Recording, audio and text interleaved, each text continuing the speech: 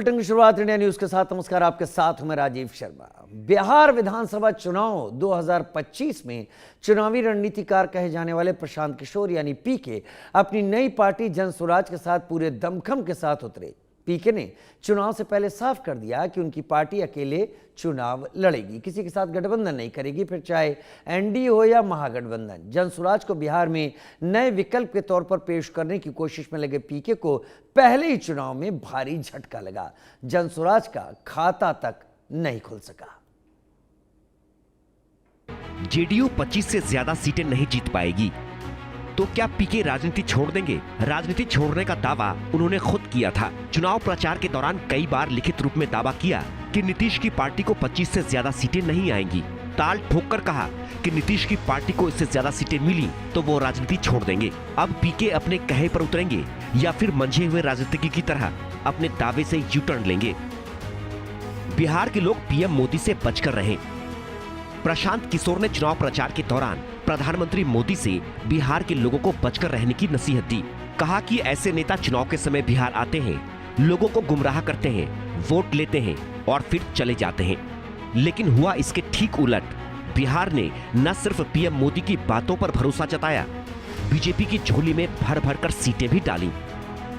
तेजस्वी की हालत राहुल गांधी जैसी होगी। प्रशांत किशोर ने तेजस्वी यादव पर परिवारवाद का आरोप लगाया। दावा किया कि वो राघोपुर में तेजस्वी को चैलेंज देंगे। तेजस्वी के खिलाफ राघोपुर से चुनाव लड़ने का संकेत भी दिया, लेकिन फिर चुनाव लड़ने से पीछे हट गए। पीके ने बिहार में जनसुराज को बेहतर विकल्प के तौर पर पेश करने की कोशिश की। शिक्षा, रोजगार, अस्पताल, पलायन जैसे मुद्दों को जोरदार तरीके से उठाया, लेकिन पहले ही चुनाव में उनकी पार्टी पिट गई। चुनावी रणनीतिकार बिहार में हुई बुरी हार। पीके की जनसुराज पिटी, फेल हुई एकला चलो रणनीति। सोशल मीडिया पर खूब चले, जमीन पर करामात न कर सके। सियासत के बड़े रणनीतिकार कहे जाने वाले प्रशांत किशोर चुनाव प्रचार के दौरान सोशल मीडिया पर सनसनी बनकर उभरे। टीवी चैनलों पर धमाकेदार इंटरव्यू देते नजर आए। यूट्यूब के पत्रकारों के साथ भी बेबाकी से बिहार के मुद्दों पर बात करते नजर आए।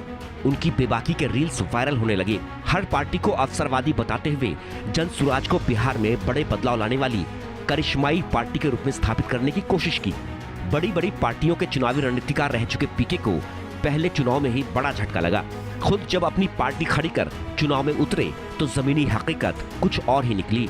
जिस बिहार के बारे में कहा जाता है कि जाति और धर्म ही पार्टियों और उम्मीदवारों की हार जीत तय करती आई हो, उस बिहार में पीके ने अचानक से ही जाति धर्म से ऊपर उठकर माहौल बनाने की कोशिश की। लोगों को समझाते नजर आए कि बिहार तरक्की के मामले में काफी पीछे रह गया है। लोगों से जाति धर्म से ऊपर उठकर बच्चों के भविष्य के लिए वोट करने की अपील की। पीके के सारे तिकड़म, सारे दावे, सारी जोर आजमाइश बेकार गई। दिल्ली में केजरीवाल की तरह करिश्मा करने का सपना संजोए पीके जनता के नब्ज को पकड़ने में कच्चा खा गए। जनता का भरोसा, विश्वास, जमीनी पकड़, ऐसी किसी भी कसौटी पर जनसुराज पार्टी खरी नहीं उतरी। एनडीए की आंधी ऐसी चली कि पीके की पार्टी पनपने से पहले ही उखड़ गई। Bureau report, India news.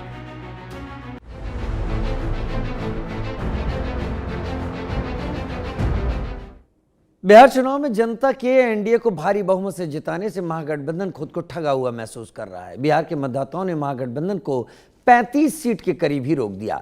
मुख्यमंत्री बनने की उम्मीद रख रहे तेजस्वी के साथ ही कांग्रेस के लिए भी बड़ा झटका है। महागठबंधन के एक भी मुद्दे, चाहे वोट चोरी या फिर एसआईआर का मुद्दा, जनता ने भरोसा नहीं जताया। सारे दांव फेल हो गए। राहुल की वोटर अधिकार यात्रा, तेजस्वी की बिहार अधिकार यात्रा, ये दोनों चेहरे महागठबंधन की दो बड़ी पार्टियों के बड़े चेहरे हैं। हालांकि बीजेपी इन्हें परिवारवाद से निकला हुआ चेहरा बताती है। राहुल गांधी ने एसआईआर का मुद्दा उठाते हुए चुनाव से पहले बिहार में वोटर अधिकार यात्रा निकाली। खूब भीड़ जुटी। यात्रा में उमड़ती भीड़ से महागठबंधन को उम्मीद जगी, बदलाव की लहर की उम्मीद। राहुल की इस यात्रा में तेजस्वी शामिल तो हुए, लेकिन जनता तक जो मैसेज पहुंच रहे थे वो कांग्रेस के जमीनी रूप से मजबूत होने का संकेत देते थे। लिहाजा तेजस्वी यादव ने राहुल की यात्रा के बाद अपनी चुनावी यात्रा निकाली। नाम दिया बिहार अधिकार यात्रा। इस यात्रा में भी भीड़ उमड़ी। जनसैलाब को देख तेजस्वी को आरजेडी के वापस लौटने की उम्मीद जगी। आरजेडी ने अपनी रणनीति के तहत तेजस्वी को सीएम फेस के तौर पर पेश भी किया। महागठबंधन आखिर तक जीत का दावा करता रहा, लेकिन जो नतीजे आए उसने पिछले सभी रिकॉर्ड तोड़ दिए। ना तेजस्वी चले, ना राहुल, ना कोई यात्रा काम आई, ना कोई दावे तो बिल्कुल ही नहीं चले। वोट चोरी का मुद्दा फेल हो गया, एसआईआर का मुद्दा फेल हो गया, नीतीश के 20 साल को महाजंगल राज बताया, फेल हो गया। चुनाव प्रचार के दौरान महागठबंधन ने एनडीए को घेरने के लिए कई मुद्दे उठाए। हर मंच से इन मुद्दों के सहारे जनता को रिझाने की कोशिश की। तेजस्वी यादव तो आखिर तक बीजेपी पर वोट चोरी का आरोप लगाते रहे। उन्होंने चुनाव अधिकारियों पर पिछली गलती ना कर निष्पक्ष मतगणना की बात कही कि भाई निष्पक्ष काउंटिंग की जाए। और मैं इतना जरूर कहूँगा कि पिछला जो अनुभव रहा उसको हमने साझा किया। हमने अपने पूरे स्टेटमेंट में कहा कि भाई जो पिछली बार जो गलती हुई, जिन अधिकारियों ने बेईमानी की, वैसी गलती ना करें तो बेहतर होगा।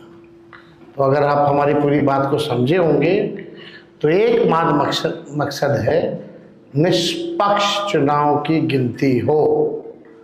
और कौन नहीं जान रहा बिहार में दूसरे चरण के मतदान से पहले राहुल गांधी ने फिर से वोट चोरी का मुद्दा उठाया, प्रेस कॉन्फ्रेंस की, चुनाव आयोग पर वोट चोरी का आरोप लगाया, बिहार के वोटर्स से सावधान रहने की अपील भी की। 5 तरीके की वोट चोरी है हरियाणा में। Duplicate voters 5 lakh, invalid addresses 90,000, तकरीबन 90,000, बल्क वोटर्स 19 लाख। और ये जो आखिरी हमने खाली रखे हैं, misuse of form 6, misuse of form 7, ये एडिशंस और डिलीशंस हैं। महादेवपुरा के प्रेजेंटेशन के बाद इलेक्शन कमीशन हमें ये फॉर्म नहीं देती।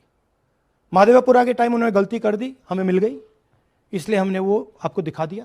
मगर महादेवपुरा के बाद, आलन के बाद ये हमें फॉर्म 7 और फॉर्म 6 नहीं देती। तो हम इसके बारे में आपको बता नहीं सकते, क्योंकि हम सिर्फ 100% प्रूफ के साथ आपको डेटा देते हैं।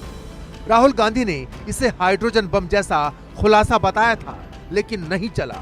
इसके अलावा भी महागठबंधन ने कई मुद्दे उठाए और वादे किए, जिनमें बेरोजगारी, महंगाई, शिक्षण व्यवस्था में खामियां, सरकारी भर्तियों में धांधली, भ्रष्टाचार, हर घर एक सरकारी नौकरी का वादा शामिल रहे। लेकिन असली मुद्दों को छोड़कर महागठबंधन वोट चोरी और ईवीएम हैकिंग जैसे आरोपों के इर्द गिर्द ही घूमता रह गया। अब जो नतीजे आए हैं वो साफ बता रहे हैं कि इनमें से एक भी मुद्दे को जनता ने गंभीरता से नहीं लिया।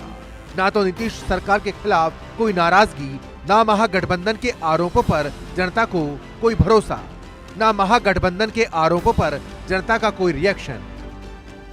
महागठबंधन के उलट एनडीए का हर मुद्दा चल गया। जंगल राज के मुद्दे ने तो आरजेडी और कांग्रेस को उबरने ही नहीं दिया। 90 का दशक जब लालू राबड़ी की सरकार थी, जंगल राज की मोहर लग चुकी थी। इसकी वजह भी है। 1985 में 63 हत्याएं तो 156 रिपोलिंग, 1990 87 हत्या, हालांकि रिपोलिंग एक भी नहीं। 1995 अपराध गड़बड़ियों के चलते 4 बार चुनाव स्थगित हुआ। 2005 हत्या का एक भी मामला नहीं, लेकिन 660 बूथ पर रिपोलिंग हुई। तो वहीं इस बार यानी 2025 में ना कोई हत्या और ना ही रिपोलिंग। एनडीए ने यही संदेश दिया कि आरजेडी की वापसी का मतलब फिर से अपराध और अराजकता की वापसी। जंगल राज की जगह एनडीए ने विकास योजनाओं, गरीबों का कल्याण, महिला सुरक्षा, कल्याणकारी योजनाओं और डबल इंजन की सरकार के फायदे गिनाए। लोकतंत्र की यही खूबसूरती है, मतदाता सुनते सबकी हैं, लेकिन करते अपने मन की हैं। Bureau report,